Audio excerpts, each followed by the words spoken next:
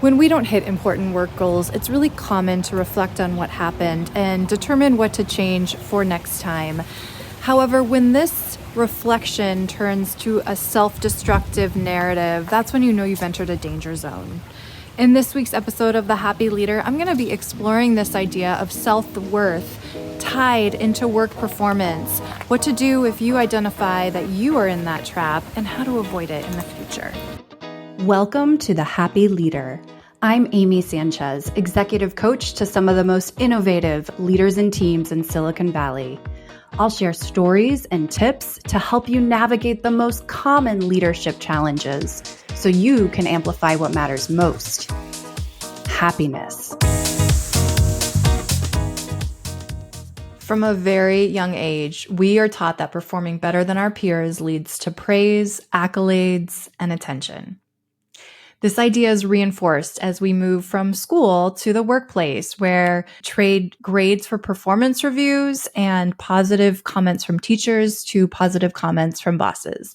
It's all the same. It is this system that we've created to help people succeed and stand out from the pack. It also is very easy to condition ourselves to actively seek this external validation. And in the absence of it, start questioning, what did I do wrong? Now, this curiosity by itself is not a bad thing. In fact, awareness and reflection are two really important ingredients in creating change. This is how we get better. However, if you are in the habit of tying your self-worth into the external validation that you do or don't receive, this is where your interpretation of this feedback can take you into a really dangerous zone.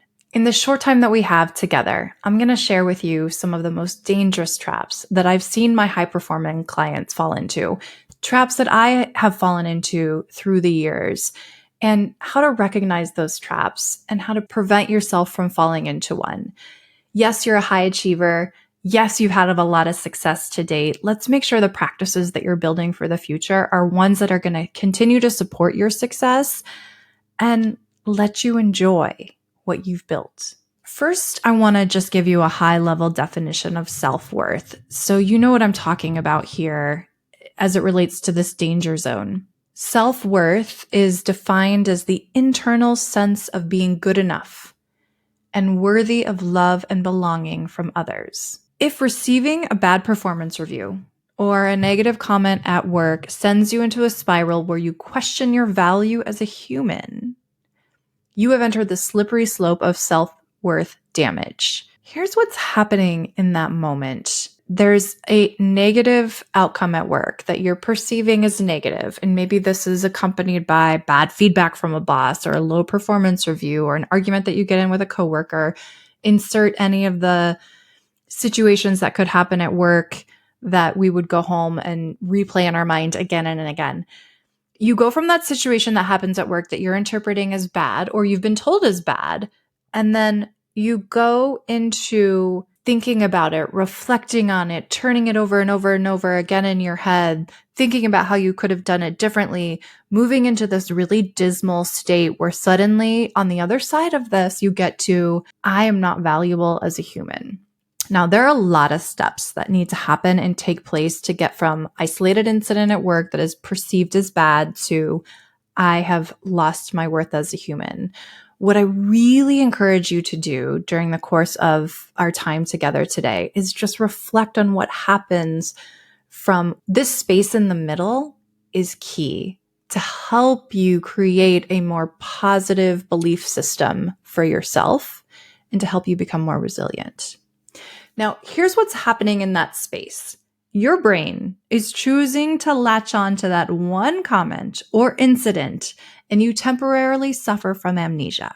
You forget all the great things that you've done to date, all the accomplishments that have gotten you where you are today, all the awards, all the accolades, all the promotions, all the times that you felt on the top of your game. All of that goes gray.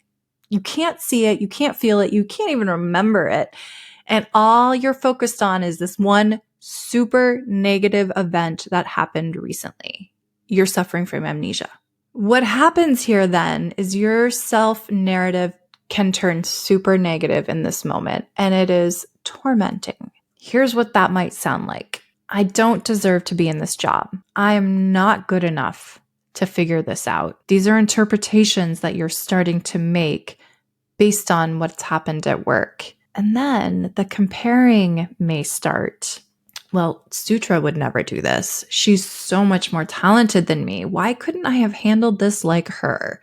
What is wrong with me? Or Leonardo DiCaprio never had this trouble in XYZ corporate movie. Why can't my life be as easy as his? Our mind goes from this temporary amnesia to creating a facade where other people's worlds become ideal and ours becomes gloomy and void of any happiness. If and when you reach this state, what you do next is really, really important. You have two choices from here. Number one, you can continue to beat yourself up and dig yourself into a deeper hole of gloom.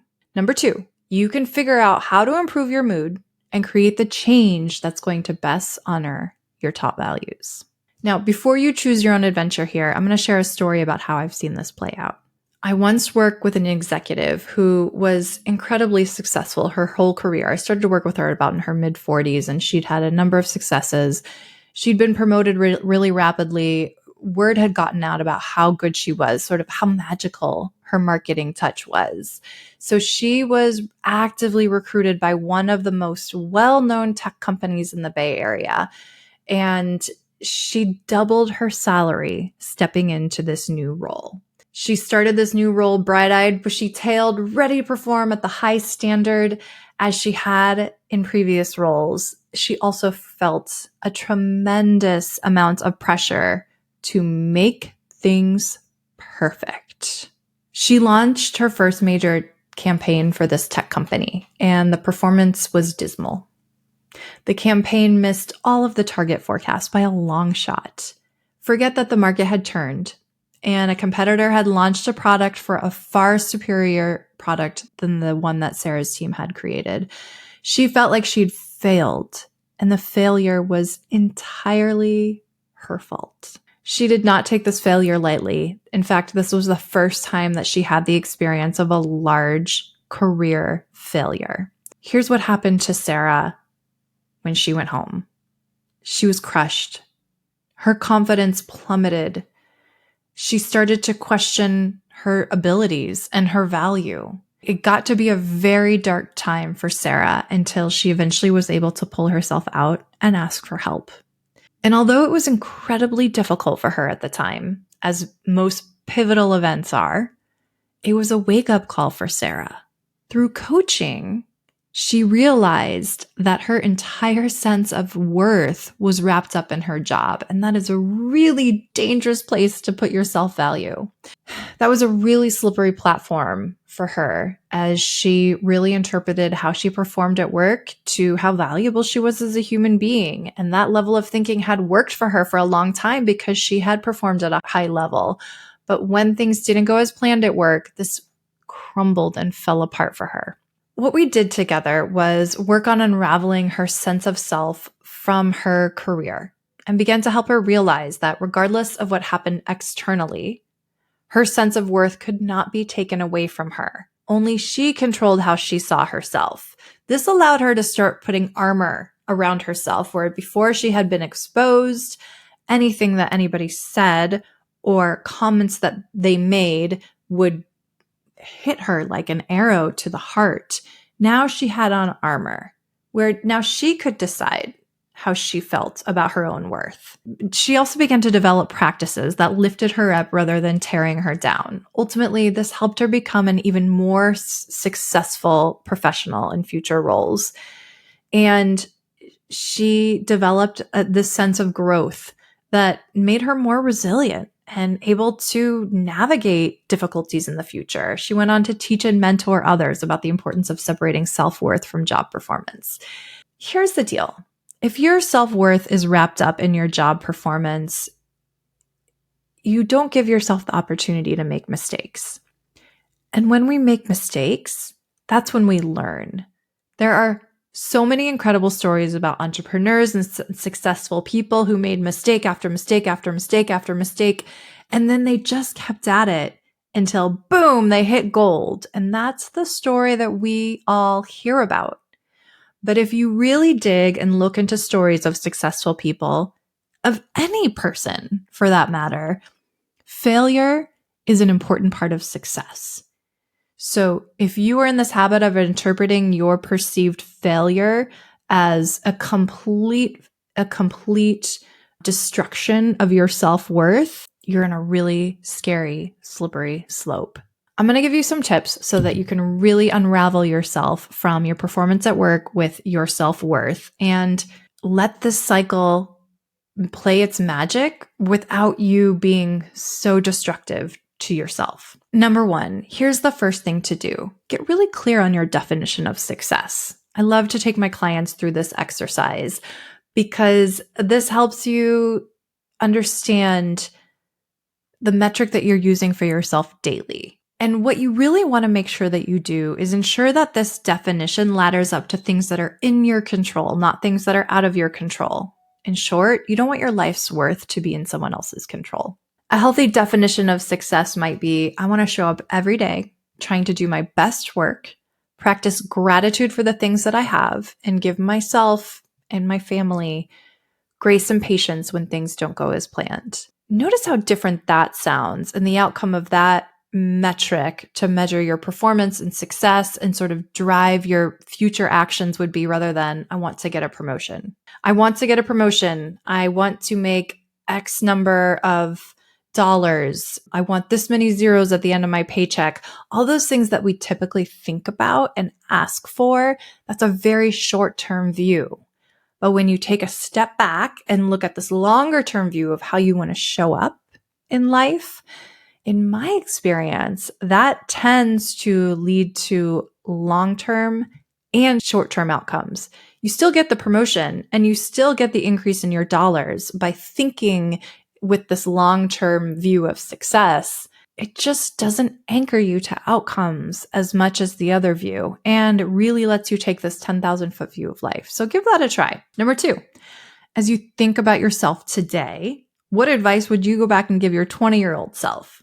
A lot of my clients, when we go through this, rarely does somebody say, oh man, I would have told my 20-year-old self not to take that European vacation that I took that summer. Usually what this sounds like is I would have gone back and told my 20-year-old self not to stress about every little thing and to relax and have some fun and take advantage of my youth. So this is a really good way to gain wisdom today by just reflecting on your past and what advice you would have given your younger self, because often that same advice applies today. Here's a third thing to try.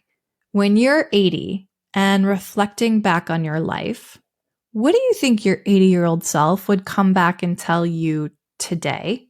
See if you can sort of tap into the wisdom of your older self and start to live that advice.